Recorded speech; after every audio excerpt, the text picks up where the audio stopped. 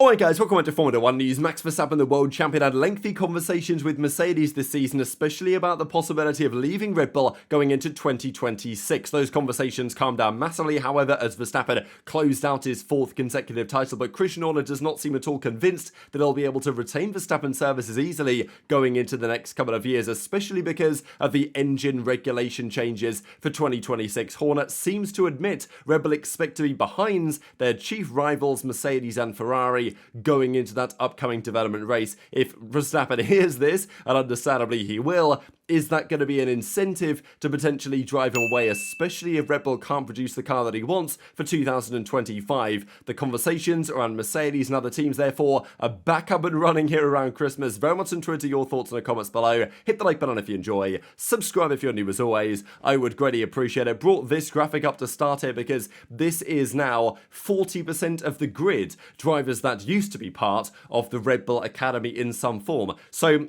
fair play. Of course, it helps that Red Bull have two teams, so they can give themselves four drivers at the very least that were previously part of their academy. But fair play to, Albon, of course, and Gasly, among, of course, Carlos Sainz, among others, that have still maintained that spot somewhere else on the grid. And of course, well, a few of those guys are still part of the Red Bull program for the time being. This I thought was pretty funny as well. Max teasing about this pillow that he bought because, well, maybe he didn't buy it. I imagine it was made for him after some of the radio comments that were had this season. But obviously, as we understand, Max wasn't always the happiest bunny in the car this season, certainly not in the cockpit of that RB20. Couple of other things on Red Bull. Lawson gave some further analysis on his respect for Checo Perez. Of course, as I said the other day, easy to say now he's been sacked in favour of you, but look, Lawson again, he says the right things as far as Red Bull are concerned, which look, that's going to help his case in the short term. He's got to, however, drive the right way on the track if he's trying to maintain that spot with Red Bull in the longer term.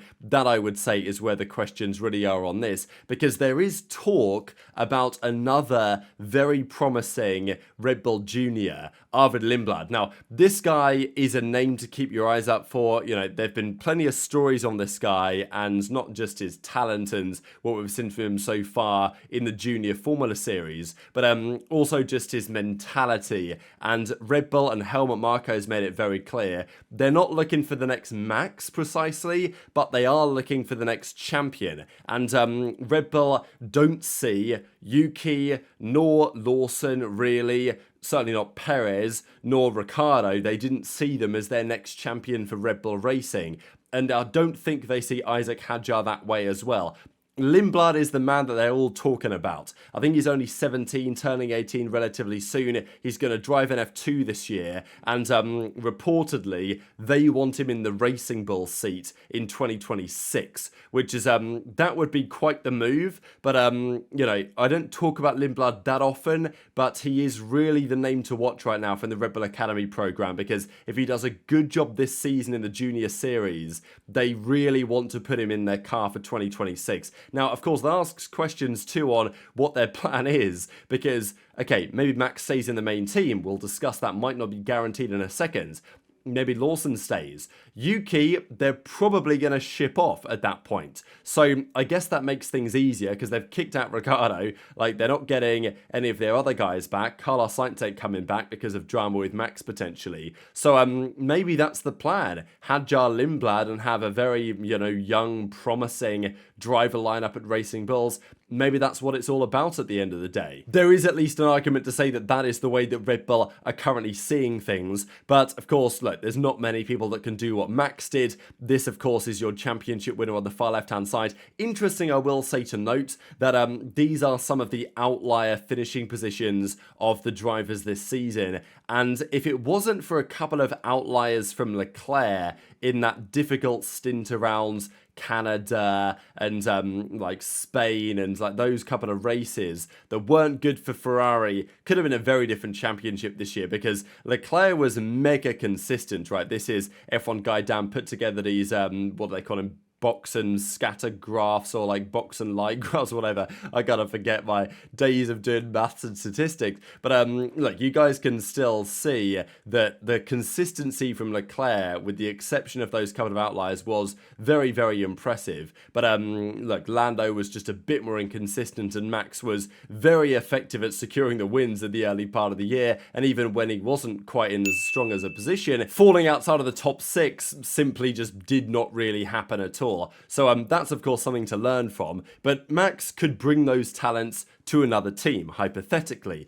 And that's when there's been lots of drama over the last few months, certainly from the start of the season really, on whether that would happen. Now, to be fair, Jos Verstappen said the drama at Red Bull has calmed down. They seem to be in a better position. But of course, that will change very quickly if Red Bull do not deliver the best car, or a car that Max can, comfortably win the championship with. We know that even Max this season, it was a relatively comfortable championship defense. He won by 60 odd points. But even when his lead was getting called into question, wow, there were fireworks on and off the circuit as a result. To any sort of reasonably competitive championship fight, it is going to be probably quite spectacular, and there will be explosions. Maybe not for the cars and for the engines, but things will blow up, as in Max will say some things or Max will do some things against a driver or a team that maybe don't go down particularly well. But this is Formula 1 at the end of the day, and that's the question that Red Bull have to answer to Max, because Newey's left, many other individuals are leaving. Can Red Bull convince Jos and Max next year? Because they've committed to them for one more year, and fair enough, Max was literally winning the title this season, so you're not expecting otherwise. But let's not forget what happened when Vettel, I know that it was a big regulation change, but when Vettel won his 4 consecutive titles, then of course 2014 happened, and immediately he was out the door to Ferrari. So you couldn't completely rule out the possibility at all, I would say, of Max deciding enough might be enough. Now, of course, the whole swear word stuff, of course, hasn't helped this case either, but that would be more towards just leaving the sport rather than leaving Red Bull necessarily. But even Russell was talking about this and saying that I never expected, as the Grand Prix Drivers Association director, to have so much on my hands and for all the drama to be so political, dealing with the relationship between the drivers and the FIA and the teams. But maybe Max Verstappen would argue, look, George, you're the perfect guy to get all political with it behind the scenes, because we know that that's what Max believes George to be, and George wasn't so happy about it. And that drama is going to continue on and off the track, I imagine, going into 2025, and I'll be there for that one. But let's talk about Max. He closes out the World Championship, 4th consecutive in a row,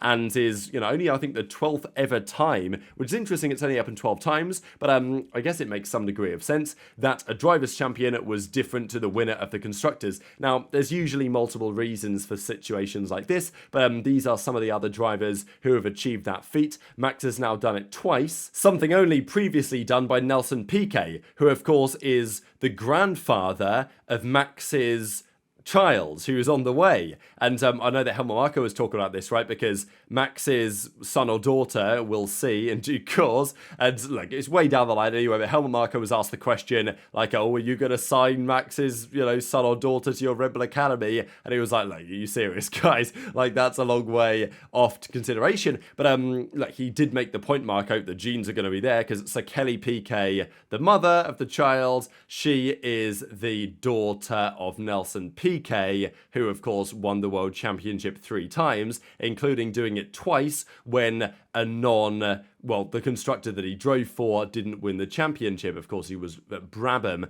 and Ferrari won in 83 and Williams won in 81. So it happened a few notable times, mostly for McLaren drivers, actually. Interesting to note that McLaren never won the constructors and didn't win the drivers until 2024, when Max did it. And of course, he did it in 2021 as well. Mostly it's Ferrari getting cooked here, which is kind of interesting because there is a very realistic chance that it happens again in 2025. If it's as competitive as we think it is, based on the strength of the drivers, Ferrari are my Constructors' Championship favourites. But that doesn't necessarily mean that they'll win the drivers. Of course, that depends on the level of competition in the teammates elsewhere. Hamilton did it in 08, Hakkinen did it in 99, Schumacher did it in 94. So yeah, a lot of great names on this list on the right-hand side. Even Keke Rosberg won it in 82 when Ferrari won the Constructors. I believe that was his only World Championship success. But Red Bull will need to continually prove to Max that they are the team to stay at. And look, at the end of the day, they won the pit stop challenge again, a 1.90 second stop for Max back in China.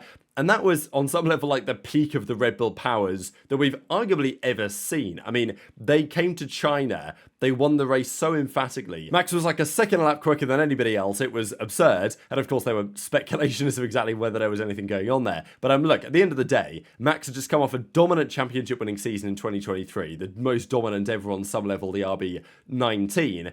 Coming into the new year, won everything, dominated China, and, fastest pit stop of the entire season of this race. It looked absolutely impenetrable. But of course, that's not what happens. And even at that point, I mean, a lot of the discussion was, like, looks like Max is going to win everything for the next couple of years, and he's going to be a 5-time champ going into 2026. But at that point, there was always a feeling that the situation would change. And even now that Red Bull have suffered this season and just got over the line of the drivers, and next year, who knows what's going to happen, it's still 2026, we're just playing on the minds of basically everybody. Mercedes even said, as we saw yesterday, they are focusing probably more on 26 than they are on 25. Now, some teams, that doesn't necessarily apply, and I think every team is still focused big time on next year, of course, for now. But in January, the focus of the teams will shift considerably, I'd imagine, to next year's project. And Horner knows with Red Bull, they have a lot of catching up to do.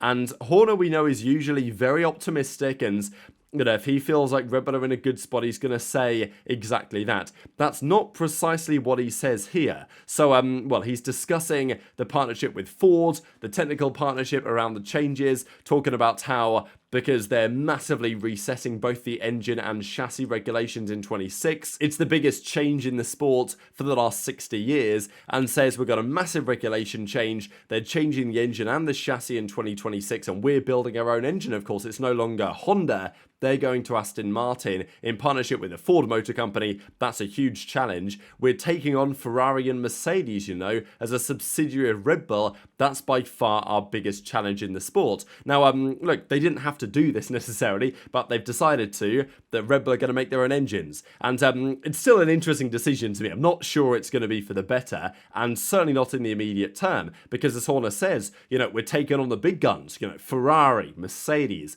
legendary manufacturers who have won so many championships between the pair of them, and of course have made engines for hundreds of years, let alone just starting the project yourself. Now, of course, they're not coming from zero, Red Bull. They have a lot of, obviously, engineers from the previous era, and they've worked closely with Honda on Red Bull powertrains in recent times as well. But still, for a brand new engine project, it is still a big challenge. And this is what Horner says. We have the right group of people, we have the right facilities, most importantly, we have the right mindset and culture. Now, obviously, some might disagree with the culture that Horner has said at Red Bull, but whatever. He says, we've got a can-do attitude to say, look, we can take them on. It's going to take time, but we can absolutely do it. So, what do we think about this couple of sentences? Saying, we can take them on and we can do it, but it's going to take time. Now, this to me is almost an admission that for 2026, Red Bull are not expecting to be quite where they need to be from just a pure power perspective. And even, I think, Audi have said this as well. It makes perfect sense. It shouldn't be a surprise. But Audi and Binotto said, we're not going to be, for the first year in 2026, at the same level as these other manufacturers. Of course, there's rumours that the Mercedes power unit's going to be mega. Of course, Ferrari are going to produce a very powerful engine. Whether it explodes, that's a question. But the point really is just on the pure engineering behind this. A lot of these other teams have massive pedigree and engineering resources that Red Bull do not necessarily have. And of course, Audi, for all the engineering might that they possess, they are admitting, wow, this is a new challenge. Formula One engine. Binotto has said we're not going to have the fastest engine in the first year. So if that applies to Audi, that almost inevitably applies to Red Bull Racing and Red Bull powertrains as well. And Horner kind of admits it, says, going to take time for us to really challenge and take on the big guns. So, look, that's where Red Bull currently are. And look, sure, maybe they come out the gate, they've got a great engine, they nailed it, they did a great job.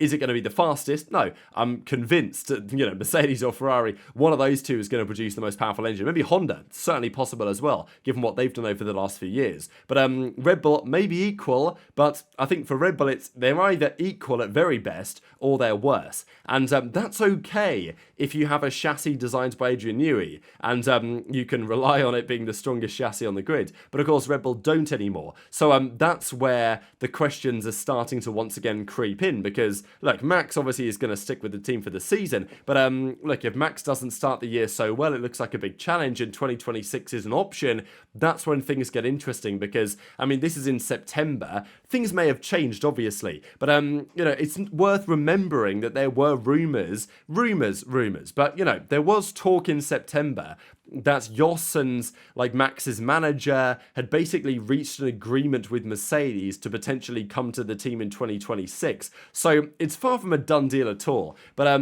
this got very close. At least these talks were very close. And as you guys probably remember, there were times earlier this season where I felt the chances of Max to Mercedes were near enough 50%, maybe even higher than that. It never happened in the end, but Max is absolutely not denying that these talks took place, and he knows that Mercedes wanted him. Of course, the fascinating thing for Mercedes is they went and got Max. They'd probably kick out Russell rather than Antonelli. But look, he said, I understand that too. You want the fastest driver in your car. So, good comment from Max. And even there's this from Mark Priestley, who says Max had lots of talks with Mercedes, and then for some reason he mentions Williams, which is fair enough. If Max decides, you know what, Red Bull, I've had enough of you, I'm going to Williams, then sure, Godspeed, I guess. And maybe Williams do a great job. They are working hard on 2026, sure, but do I see Max go to Williams? Unlikely. I see Max to Aston Martin being far more likely if he doesn't go to Mercedes. But all of a sudden, with these talk about the power units,